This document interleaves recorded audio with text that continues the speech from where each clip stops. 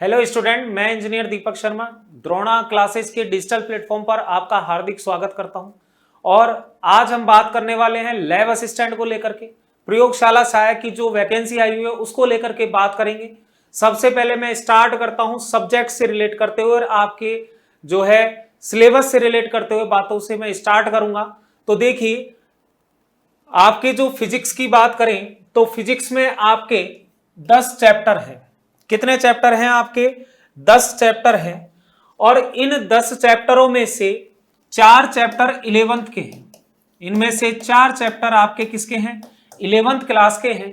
और 11th class के चैप्टरों में सबसे पहला है आपका डायनेमिक्स ऑफ रिजिड बॉडी। ठीक है, देखिए मार्किंग सिस्टम आपको पता होगा। अगर नहीं पता है तो थोड़ा सा मैं आपको ओवरव्यू भी दे देता हूं। वो ओवरव्यू ये है कि यहां पर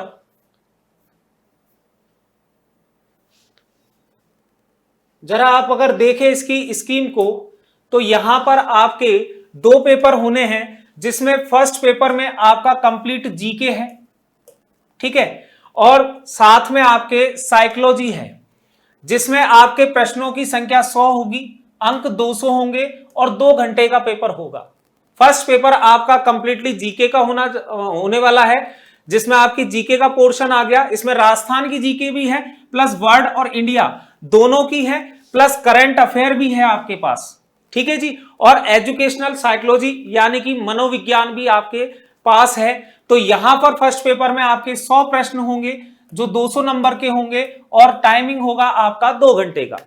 फिर बात करते हैं अपन सेकंड पेपर में, जो आपके साइंस से रिलेट होगा, जिसमें आपके बायोलॉजी आ गई, फिजिक्स आ गई, केमिस्ट्री आ गई और जनरल साइंस जो सेकेंडरी लेवल तक की होती है उसका ज्ञान। और इनके मिलाकर के आपके 100 क्वेश्चंस बनते हैं और 200 नंबर उनके होते हैं और 2 घंटे का आपको टाइम मिलेगा। तो अप्रोक्सीमेटली देखो, ये बताना असंभव है, ये बताना संभव नहीं है कि साहब कितने क्वेश्चंस आपके फिजिक्स से होंगे, कितने बायो से होंगे और कितने केमिस्ट्री से होंगे। लेकिन एक जनरल आइडिया यदि अपन लेकर के चले, क्योंकि लास्ट जब 2018 में हुआ था तब जीएस नहीं थी, उसमें तीनों पार्ट थे, तो अप्रोक्सीमेटली 33 क्वेश्चंस आपके आए थे। ठीक है, फिजिक्स में से 33 क्वेश्चंस थे आपके, ऐसे केमिस्ट्री में से थे। ठीक है, तो अप्रोक्सीमेटली अभी हम आइडिया लेकर के ये चलें कि आपके कम से कम 30 से लेकर के 32 क्वेश्चन जो हैं वो फिजिक्स से होने वाले हैं, क्योंकि मैं जनरली फिजिक्स की ही बात करूंगा आपसे। तो यहां पर 30 से 32 क्वेश्चंस आपके फिजिक्स के होंगे। और फिजिक्स हर कंपटीशन एग्जाम में एक इंपॉर्टेंट रोल अदा करता है, क्योंकि ये सब्जेक्ट से ही स्टूडेंट को सबसे पहले डर लगता है। तो मैं आपको एक ही बात कहना चाहूंगा, आप द्रोणा क्लासेस के डिजिटल प्लेटफॉर्म से जुड़िए या ऑफलाइन आप आकर के पढ़िए, आपको फिजिक्स में कभी भी डर नहीं लगेगा। और फिजिक्स आपके लिए स्कोरिंग सब्जेक्ट होगी, ना कि आपके जो है मार्किंग को कम करने वाली सब्जेक्ट होगी। यह मेरा आपसे पूर्णतः विश्वास के साथ किया गया वादा है। समझ में आ गई बात? चलिए अब हम थोड़ा सा इसके सिलेबस के बारे में, फिजिक्स के बारे में ही बात कर लेते हैं कि फिजिक्स के सिलेबस में क्या होने वाला है, कौन कौन से चैप्टर है। ठीक है जी, तो जरा देखिएगा, यहां पर आपके 11th क्लास के चैप्टरों की बात करें तो 11th क्लास में आपके 4 चैप्टर हैं। 11th क्लास में आपके 4 चैप्टर हैं। ठीक है जी। और यहां पर इसमें पहला चैप्टर आपका डायनेमिक्स ऑफ रिजिड बॉडी है, डायनेमिक्स ऑफ रिजिड बॉडी है। ठीक है, दृढ़ पिंड गति की, जिसमें आपका बल आघूर्ण, कोणीय संवेग, सरल ज्यामितीय वस्तुओं का जड़त्वागुण यानी कि movement of inertia, conservation of linear momentum और टॉर्क की बात करने वाले हैं। क्लियर है? इसके बाद सेकंड चैप्टर आपका थर्मोडायनेमिक्स है, जिसमें ऊष्मा गतिकी का प्रथम और द्वितीय नियम और ऊष्मा इंजन यानी कि हीट इंजन और रेफ्रिजरेटर है। ठीक है जी। इसके बाद यहां पर नेक्स्ट चैप्टर आपका ऑसिलेशन है, जिसमें सरल आवर्त गति, उसके उदाहरण और रेजोनेंस के बारे में बात की जाएगी। और फोर्थ चैप्टर आपका तरंग वाला चैप्टर है, जिसमें अध्यारोपण का सिद्धांत और डॉपलर प्रभाव यानी प्रिंसिपल ऑफ सुपरपोजिशन और डॉपलर इफेक्ट, इसकी बात करने वाले हैं। तो ये जो 4 चैप्टर है ये आपके 11th पोर्शन से है। ठीक है, अब देखिए, अगर हम 12th पोर्शन में जाएंगे तो 12th पोर्शन में अगर हम देखें तो 6 चैप्टर आपके 12th से हैं। ये आपके 6 चैप्टर 12th क्लास से हैं, जिसमें आपका इलेक्ट्रोस्टैटिक्स हो गया, पूरा करंट वाला चैप्टर हो गया, ऑप्टिक्स हो गई। अब ऑप्टिक्स में जब बात करते हैं तो ऑप्टिक्स में आपके दो होती हैं, एक रे ऑप्टिक्स होती है यानी कि किरण प्रकाश की, एक होती है आपकी वेव ऑप्टिक्स। किरण प्रकाश की से मात्र 2 टॉपिक है, ठीक है, बाकी कंप्लीट वेव ऑप्टिक्स है आपके। यहां से देखो ये पूरी आपकी तरंग प्रकाश की है ना, और केवल 2 टॉपिक सूक्ष्मदर्शी और दूरदर्शी ये किरण प्रकाश की से है। और ये टॉपिक भी इसलिए डाले गए हैं क्योंकि आप लैब असिस्टेंट की तैयारी कर रहे हो, इन फ्यूचर आप लैब असिस्टेंट बनते हो तो आप लैब्स में रहोगे तो आपको टेलीस्कोप और माइक्रोस्कोप यानी दूरदर्शी और सूक्ष्मदर्शी के बारे में पता होना चाहिए। इसलिए ये दोनों टॉपिक रे ऑप्टिक्स से मेंशन किए गए हैं। बाकी की ऑप्टिक्स में आपको ज्यादातर पोर्शन किसका पढ़ना है, वेव का पढ़ना है, तरंग प्रकाश की का पढ़ना है। क्लियर है। इसके बाद में आपका नेक्स्ट चैप्टर एटॉमिक स्ट्रक्चर के बारे में है, जिसमें बोर मॉडल जो इंपॉर्टेंट होता है, बोर मॉडल के बारे में डिस्कशन होगा। और इसके बाद सेकंड जो बात करें इसमें मॉडर्न फिजिक्स में आपके एटम आ गया और दूसरा जो है वो न्यूक्लिय भी आ गया, ठीक है। तो यहां पर अपन न्यूक्लिय के बारे में बात करेंगे। और उसके बाद में लास्ट चैप्टर आपका सेमीकंडक्टर है, यानी कि इलेक्ट्रॉनिक डिवाइसेस के बारे में, जिसमें डायोड, ट्रांजिस्टर, रेक्टिफायर, दिष्टकारी के बारे में बात करेंगे, ठीक है, और लॉजिक गेट, ठीक है।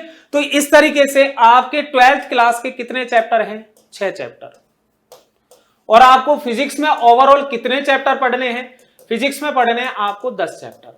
अब जो भी स्टूडेंट लैब असिस्टेंट की तैयारी कर रहा है उसको मैं एक ही बात कहना चाहूंगा, वो बात यह है कि यहां पर चैप्टर आपके लिखे हुए हैं, उनके सामने टॉपिक लिखे हुए हैं। जैसे यहां पर परमाणु आया, परमाणु के सामने केवल एक टॉपिक लिखा हुआ है, हाइड्रोजन परमाणु का बोर मॉडल। अब बोर मॉडल के अलावा एटम में और भी बहुत सारे टॉपिक्स हैं, तो ऐसा नहीं कि आप इस एक टॉपिक को पढ़ करके छोड़ दें। यदि आप लैब असिस्टेंट की गद्दी पर बैठना चाहते हो, अपने सपने को साकार करना चाहते हो, तो मेहनत ज्यादा करें, ठीक है। मेहनत ज्यादा ये करनी है कि जो 10 चैप्टर है उन 10 चैप्टरों को आपको पूरा पढ़ना है। द्रोणा क्लासेस और मेरे द्वारा ये 10 के 10 चैप्टर आपको बहुत अच्छे, क्योंकि लैब असिस्टेंट का पेपर नीट लेवल तक होता है। अगर आप 2018 का पेपर उठा के देखोगे या उससे पहले के पेपर उठा के देखोगे तो लैब असिस्टेंट का पेपर कोई 11-12 बेसिस पर नहीं होता। लैब असिस्टेंट का पेपर आपका नीट लेवल पर जाकर के होता है। तो नीट लेवल पर आपको तैयार किया जाएगा। इन 10 चैप्टरों के साथ में मैं आपके साथ जुड़ा रहूंगा, ठीक है। इन 10 चैप्टरों को हम डिटेलिंग से पढ़ेंगे, अच्छे कंसेप्ट के साथ, न्यूमेरिकल पोर्शन के साथ पढ़ेंगे। और एक बार आप द्रोणा क्लासेस के डिजिटल प्लेटफॉर्म पर जुड़े, इसके एप्लीकेशन को डाउनलोड करें, वहां पर आपको डेमो वीडियो भी मिलेंगे। यदि आपको मेरा पढ़ाना पसंद आता है तो आप द्रोणा क्लासेस के साथ ऑनलाइन या ऑफलाइन जो भी मोड में आप जुड़ना चाहते हो आप जुड़ सकते हैं, ठीक है। तो ये हमने बहुत शॉर्ट एंड स्वीट बात की सिलेबस को लेकर के, सब्जेक्ट को लेकर के। सब्जेक्ट से डरना नहीं है, मैं आपसे वादा करता हूं कि फिजिक्स का जो डर होता है स्टूडेंट के दिमाग में, उस डर को मैं मिटा दूंगा। आप एक बार जुड़िए और पढ़िए।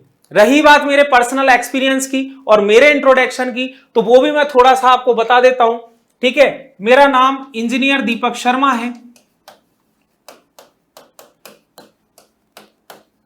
ठीक है, और मेरा जो एक्सपीरियंस है वो 9 इयर्स का है,